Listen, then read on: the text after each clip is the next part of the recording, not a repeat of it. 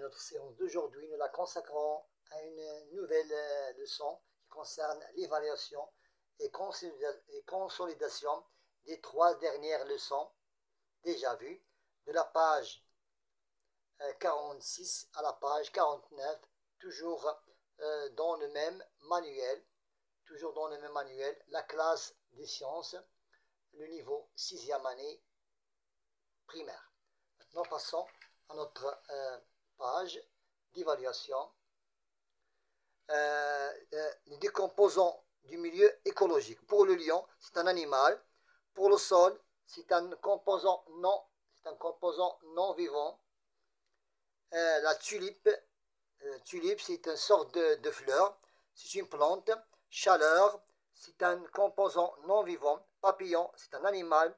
Bactéries sont des micro-organismes qui sont de minuscules microscopiques êtres vivants. L'air, c'est un composant non vivant. Arbuste, sort d'arbres, donc sont des plantes. L'eau, c'est un composant non vivant. Et pour la grenouille, c'est un animal.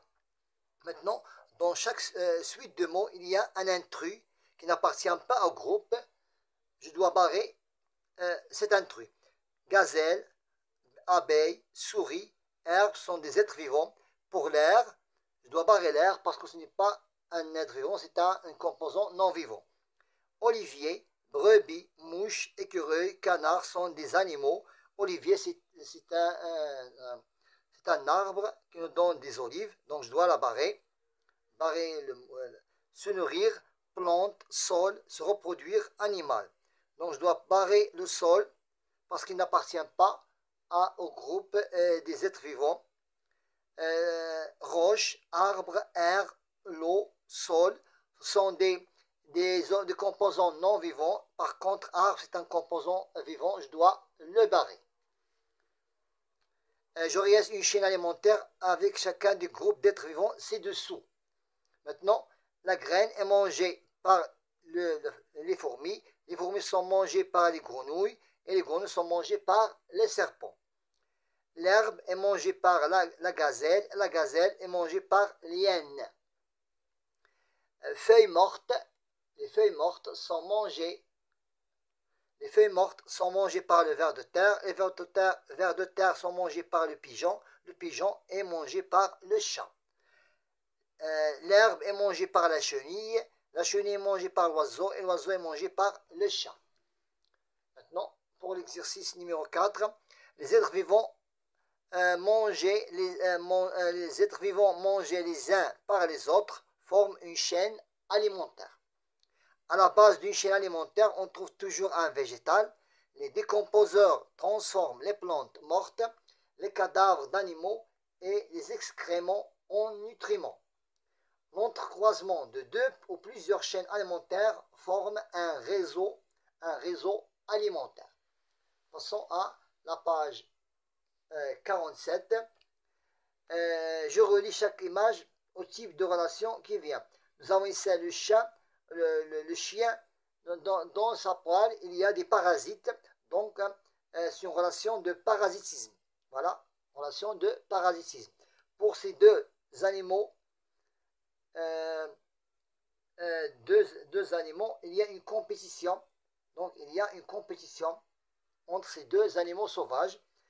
Pour l'ours et le poisson, c'est une relation de prédation. Et pour la girafe et l'oiseau, pique-bœuf, bien sont des oiseaux qui ont une relation de coopération entre les oiseaux et la gazelle. Ici, nous avons le serpent et l'oiseau, c'est une relation de prédation. Pour l'abeille et la plante, il y a une relation de coopération. Pour la chenille et la plante, ou bien la feuille d'arbre, c'est une relation de prédation aussi. Et pour ces deux ours, il y a une relation de compétition. Maintenant, pour la question numéro 6, un prédateur, c'est un animal qui tue et dévore sa proie. Le parasitisme, c'est une relation où une espèce profite d'une autre espèce en lui étant nuisible. Pour le parasitisme, c'est un animal qui se nourrit aux dépens d'un autre animal. Pour la prédation, c'est une relation dans laquelle une espèce en consomme une autre. La coopération, c'est une relation où deux espèces retirent un avantage qui peut être lié à la protection, au développement ou à l'alimentation. Et pour la compétition, c'est une relation entre les espèces qui ont besoin des mêmes ressources. Ces mots-là, je dois les classer dans le tableau. Pour ce qui est des événements naturels, les incendies, l'ensablement, les volcans, la sécheresse. Et pour les activités humaines qui déséquilibrent l'écologie, qui causent un déséquilibre écologique, sont la surpêche, les incendies, le déboisement, la pollution, le surpâturage et la chasse excessive. Je cite 4 comportements permettant le maintien de l'équilibre écologique. Le reboisement, l'organisation de la pêche et de la chasse, la lutte contre la pollution, l'installation des réserves naturelles. Passons à la page 48. Vrai ou faux, je dois mettre une croix ou bien écrire vrai ou faux. Le surpâturage et le glissement du sol, menacent la végétation, donc elle menace la végétation du milieu écologique, c'est vrai. Le déséquilibre écologique des mers est causé par la pollution, vrai. L'eau est une constitution auxiliaire, non. C'est une constitution principale au milieu écologique, donc c'est faux. La déforestation contribue à la fertilité ne constitue pas à la fertilité, donc c'est la destruction de la terre, donc c'est faux.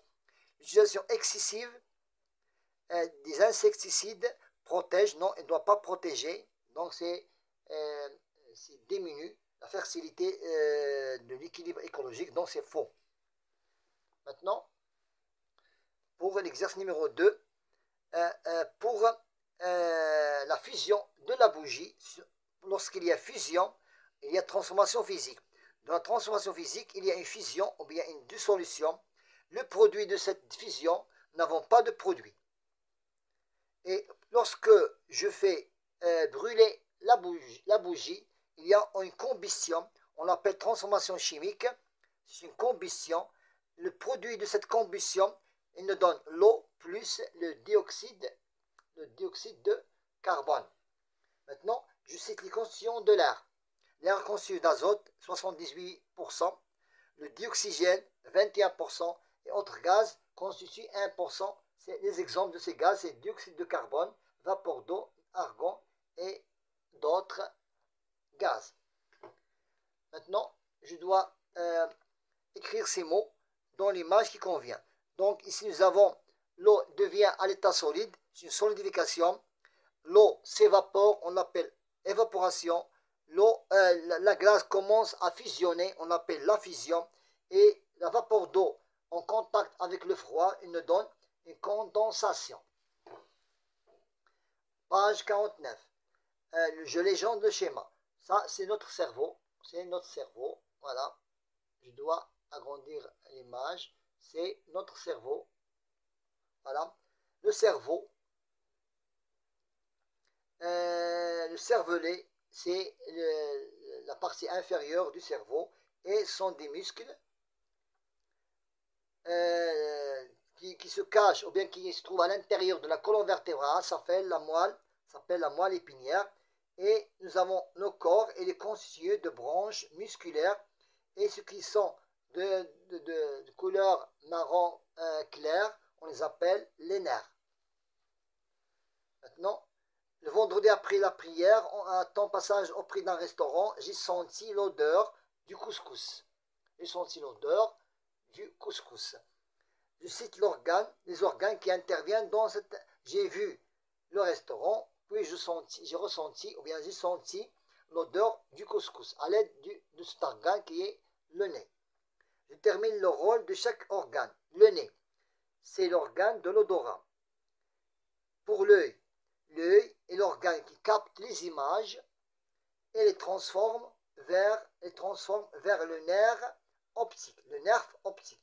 Je nomme le type de sensation perçue. On appelle la saveur. J'ai savouré, bien ressentir, savourer. Donc sensibilité consciente. C'est une sensibilité consciente. Savourer ou bien sentir. La saveur, bien sentir l'odeur du couscous. Dernière question.